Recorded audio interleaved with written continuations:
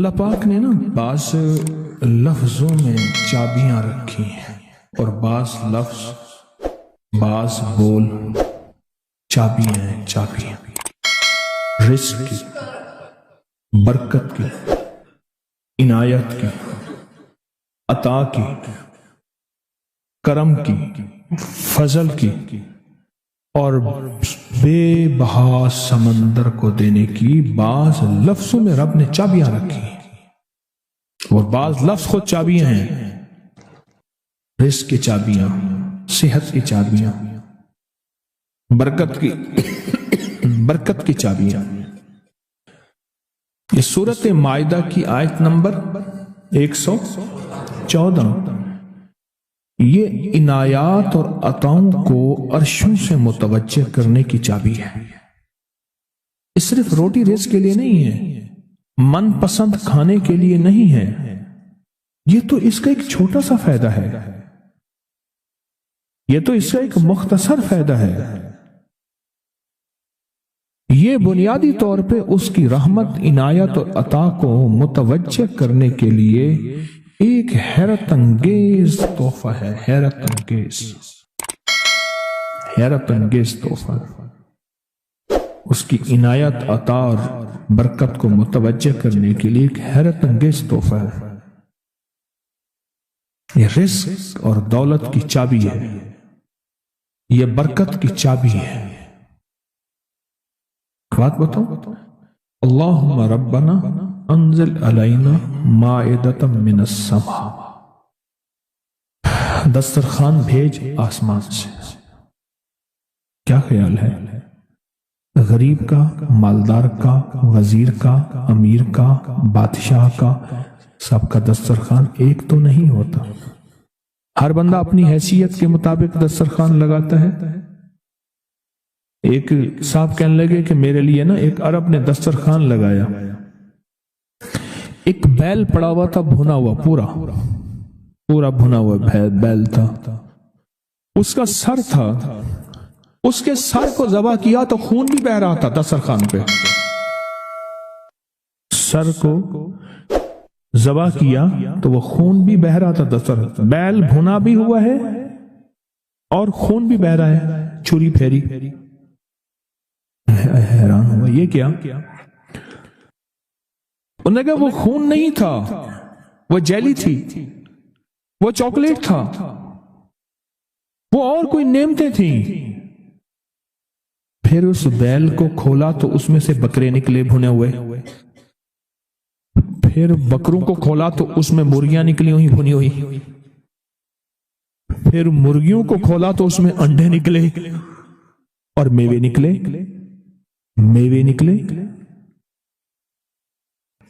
بادشاہ کا دسترخوان ہے تو وہ اپنی حیثیت کے مطابق اس کا دسترخوان ہے، اپنی عظمت کے مطابق دسترخوان ہے۔ میرے اللہ کا دسترخوان، انزل علینا مائدۃ من السماء، پر مولا دسترخوان دے ایسا جیسے عید ہو جائے۔ اب اس آیت کی تنہائیوں، اس آیت کی گہرائیوں اور اس آیت کے اندر کی شہ تک پہنچے۔ اللہ دسترخوان دے، پر دے ایسے کہ جیسے عید کر دے۔ آپ اللہ سے مانگتے ہیں تو اللہ سے اللہ کے مطابق مانگے۔ میرے رب کی جتنی عظمت ہے، وقار ہے، شان و شوکت ہے، میرے رب کی جتنی طاقت قوت ہے، اس کے مطابق مانگے، اس کے مطابق مانگے۔ کیا خیال ہے؟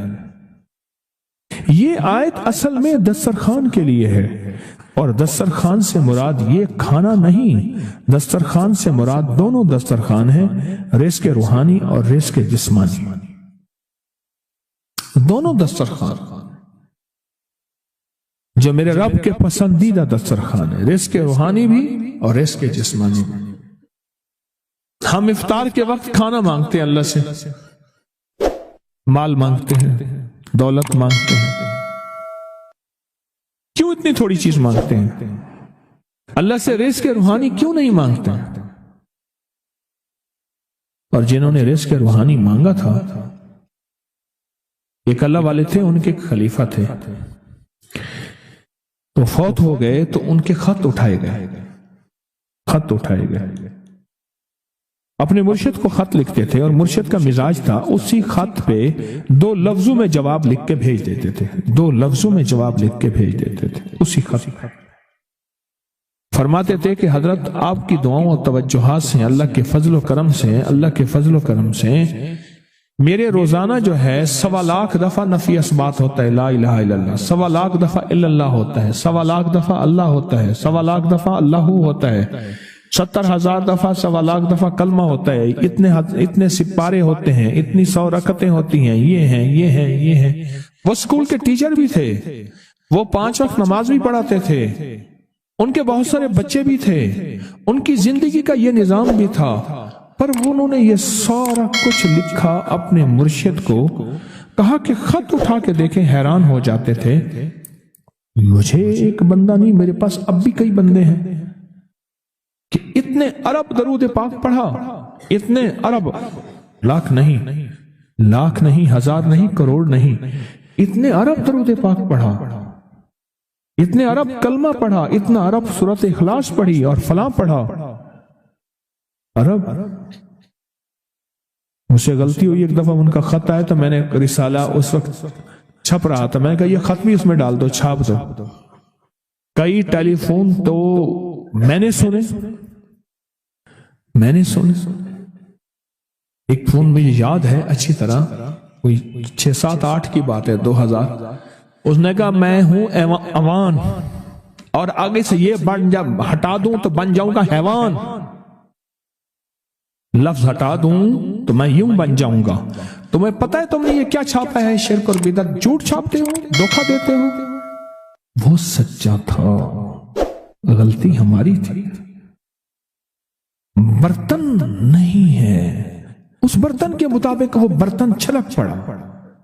اس پہ ایک بات بتاؤ، ابو ہریرہ فرماتے ہیں میرے حضور نے مجھے علم کے 2 برتن عطا فرمائے ہیں، ایک وہ ہے جن کا میں نے اظہار کر دیا، اکثر احادیث حضرت ابو ہریرہ سے ثابت بھی ہیں، یعنی راوی بھی ہیں، علم کا وہ برتن ہے، ایک وہ میں نے دے دیا، اور ایک علم کا ایسا برتن ہے اگر میں اس کا اظہار کر دوں، ایک روایت تو یہ ہے کہ لوگ تلوار کھینچ کے میرا سر جدا کر دیں، ایک روایت یہ ہے کہ گدی سے میری زبان کھینچ لیں۔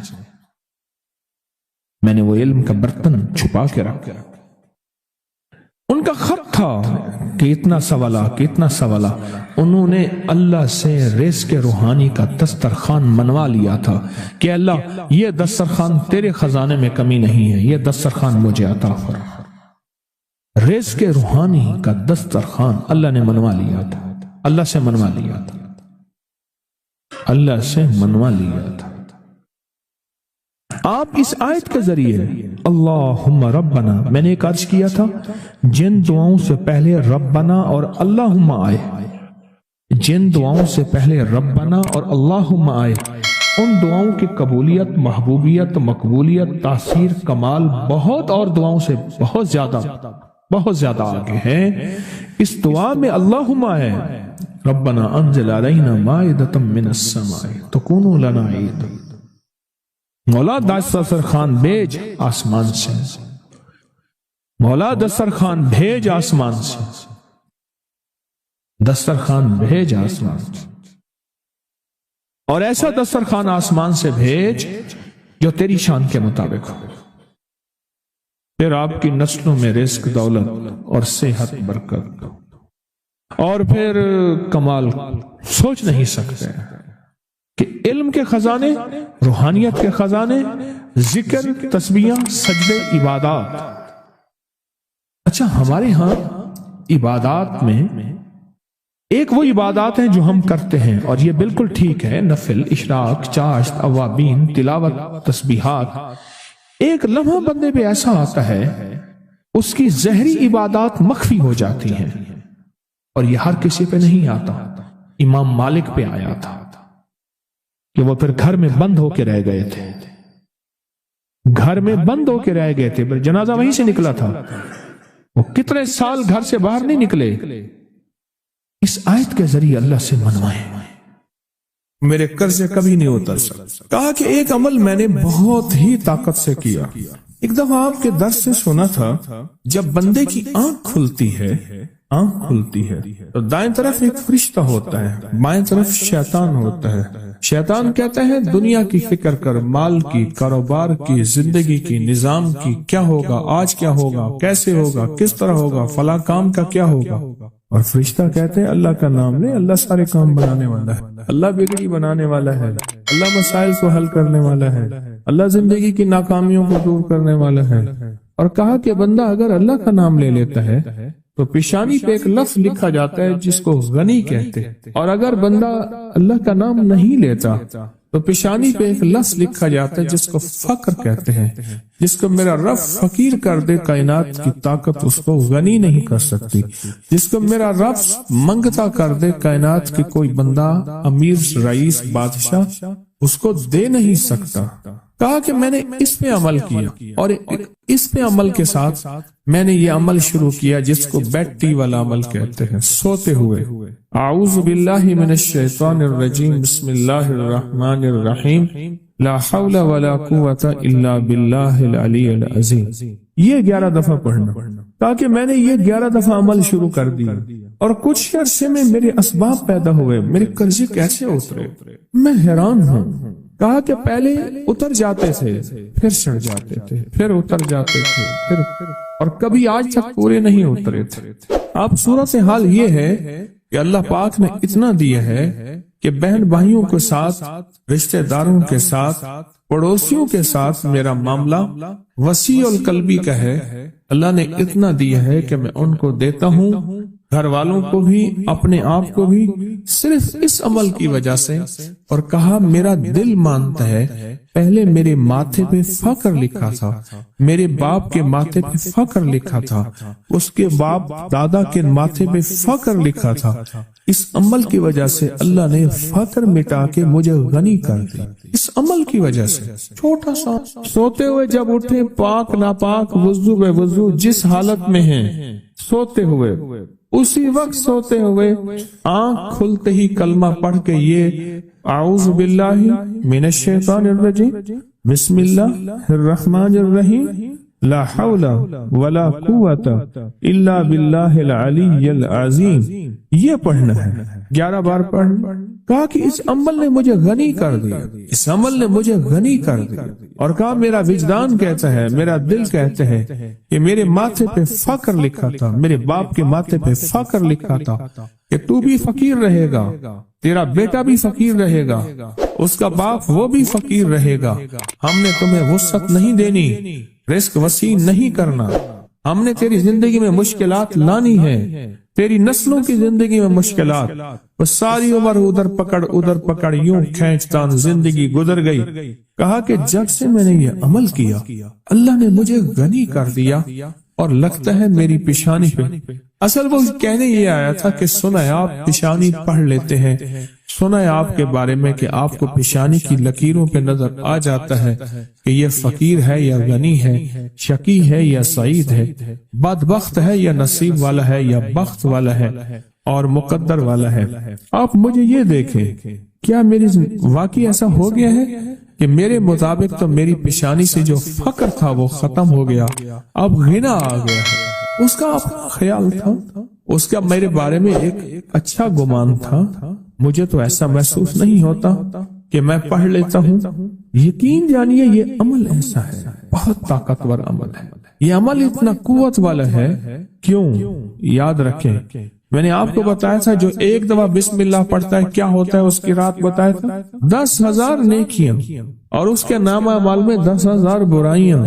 نیکیاں ملتی ہیں، برائیاں ختم ہوتے ہیں، 10,000 درجات بلند ہوتے ہیں۔ یہ صرف ایک دفعہ بسم اللہ پڑھنے سے ہے، اور ایک بسم اللہ کے اور کمالات ہیں۔ اور جب بندہ اعوذ باللہ من الشیطان الرجیم پڑھتا ہے تو پتہ ہے کیا ہے؟ اعوذ کہتے ہیں اصل میں چھتری کو، کہ مولا میں ڈھال میرے پاس کچھ نہیں، میں نہتا ہوں میرے ہاتھ کچھ نہیں، تیری طاقت ہی ہے جو میری چھتری ہے، میرا سنبھال ہے، اور میرا ڈیفنس ہے، اور میرا دفاع ہے، اور میری حفاظت ہے۔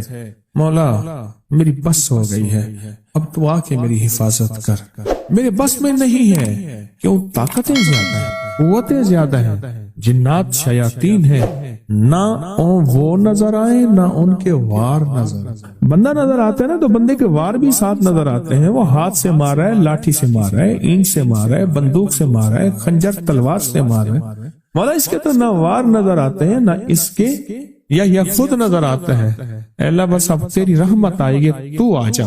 اعوذ باللہ من الشیطان، اور میرے پاس شیطان بھی وہ نہیں ہے، شیطان وہ ہے رجیم جو پھر ایک کے بعد دوسرا حملہ کرتا ہے، دوسرے کے بعد تیسرا حملہ کرتا ہے، چھپ چھپ کے حملہ کرتا ہے، وہ رجیم ہے میرے پاس۔ جب بندہ پڑھتا ہے نا لا حول، اس کو ذرا غور سے سننا، لا حول ولا قوت الا باللہ العلی العظیم، جب بندہ یہ دعا پڑھتا ہے نا، یہ ذکر کرتا ہے، اس کا پتہ معنی کیا ہے؟ اے اللہ تیری چاہت ہوگی تو میں نیکی کر سکوں گا، اور اگر تیری حفاظت ہوگی تو میں گناہوں، برائیوں، آفتوں، مصیبتوں سے بچ سکوں گا۔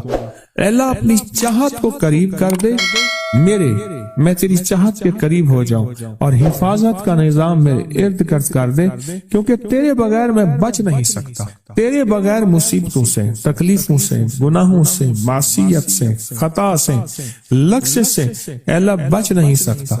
اصل میں اس دعا میں اپنے آپ کو یہ سارا اللہ کے حوالے